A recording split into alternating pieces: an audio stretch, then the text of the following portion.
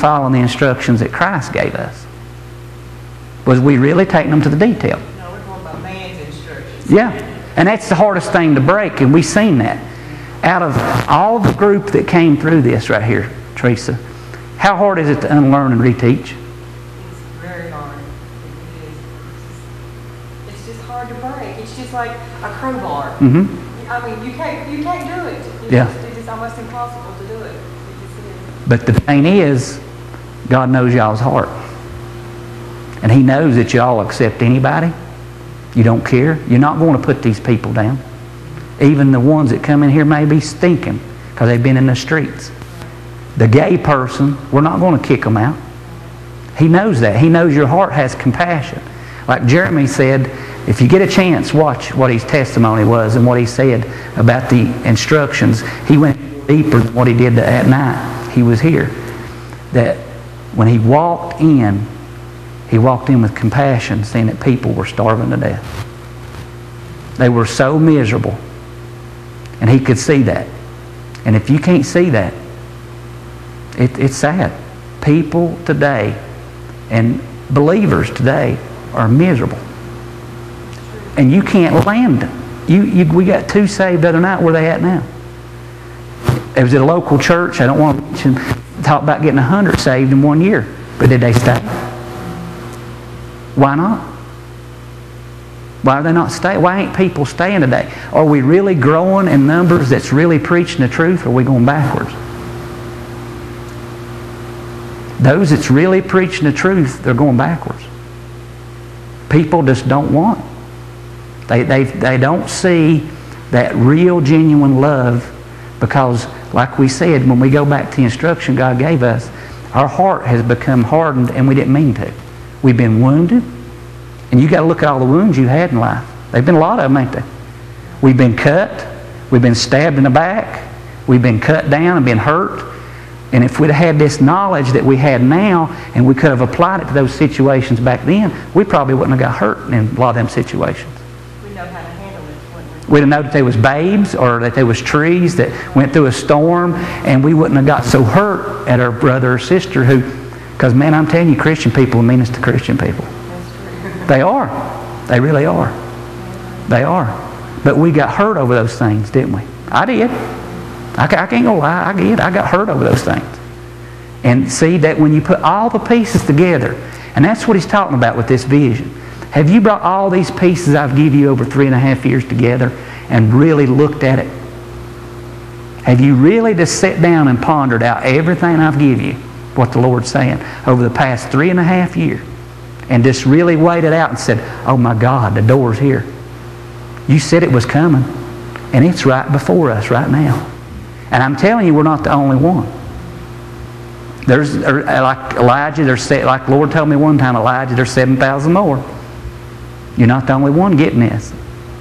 I don't know where they're at, but they're going to spring up together. And I think it's His last day ruha to try to drag in the world. It's the last chance, because look at the evidence of the world. Is the economy going to turn? Do you really believe it's going to turn? I don't. I don't think there's any hope for the economy. I don't think there's a chance for it. Hey, Jewel. How are you guys? Did y'all make it? Sorry. Bless your heart. Good to see y'all. Oh, I'm sorry. Bless you. How you doing, Trampus? Okay. Good. But when you look at all those pieces, is our vision clear, Teresa? Is what we're talking about. When we look at everything that He's instructed us since really December of 2007, when we look at all these pieces and bring them together, do we see that the door of opportunity is right here, right now? That He's getting ready to do something before us? Or is the enemy clouding us down so bad with all the problems that's going on around us that we can't plainly see this vision? And that's what he told Habakkuk. If you'll plainly write it down, you'll be excited about it. Because you'll see all this instruction I give you over the years, and you'll see that it's right here. Even though it tarry, it won't be long. But you're going to have to push through by faith, Habakkuk. We can't see the vision for all the stuff that the enemy's putting on us and the situation that's around us and stuff like that. Absolutely. And then, if I got caught up Dad's sick. I'll just share it with you. And it don't look good. Right now I'm going through a federal investigation over in Kentucky over something I didn't do. And my daughter's having more problems. Now if I let those 3 things cloud me, what's going to happen to vision? That's 3 of the major things. Yeah. But I cannot go there and start worrying about my dad not going to make it. Why? 5 years ago when Dad was real sick, Dad told me, he said, Shane, I'm dying. And I broke down. I drove him home praying hard as I could. The Lord told me He's going to give him a certain amount of time, and I think that time is up. He gave him extra time. He could have took him out then. So I can't let that. You gave me that, God. I'm excited. Thank you. You gave me that. The situation over there, it ain't going to manifest in nothing. And if it does, so what? What does it matter? I'm away from her. I'm gone. It was my time to leave. Right now is the time. In the other situation, it'll be all right. Everything will work out. But if I let those in, and if we let those thoughts begin to ponder on us, it's going to cloud everything that God has instructed us since December of 2007. When He began to spell it out clearly, y'all are lukewarm. You say you got it, but you know it's not. You don't. You better look and see. I counsel thee, buy me gold tried in fire. Anoint your eyes with eyesight that you may be able to see.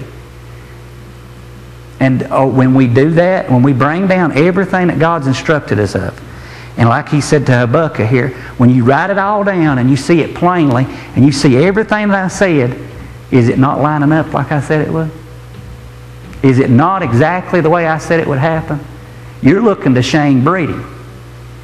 When Shane Breeding's coming to me and getting the instruction, you're not rejecting Shane Breeding.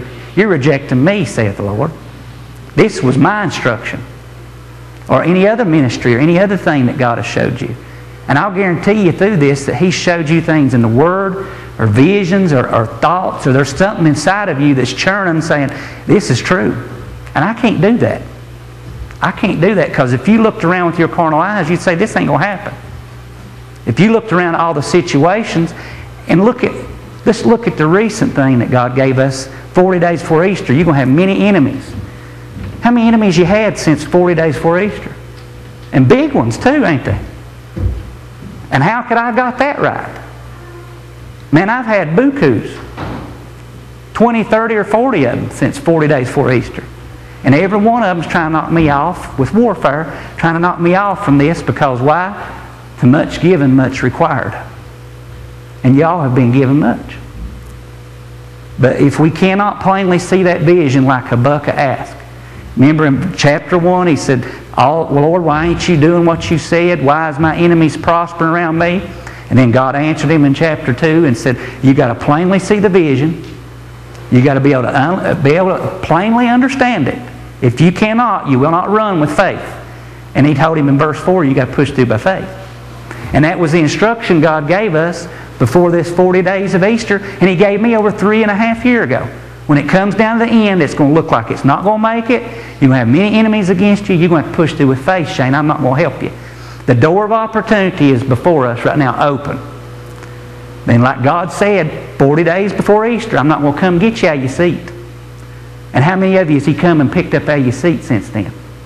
How many of you has He really come like He had before and shake you at the foundations that you know it was God that wanted you to come forward or go through that door of opportunity? He said, nope, you're not going to feel it. You're not going to see it. You're not going to hear it, but you're just going to know it. And you're going to have to step through it by faith. You're going to have to go through with faith because I'm not going to grab you by the hand this time. I'm not. If you want this, then you make the right choice and step through the door of opportunity. If you don't, then make your choice. I've got the door. I see your heart. I know you can do it. I know that you won't turn people away that others will. I know that you got a loving, compassionate heart. You just got some problems. You just got some hurts in there. You just got some situations. And don't let the enemy cloud it.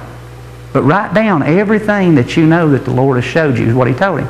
Plainly write it on tables that you can see clearly.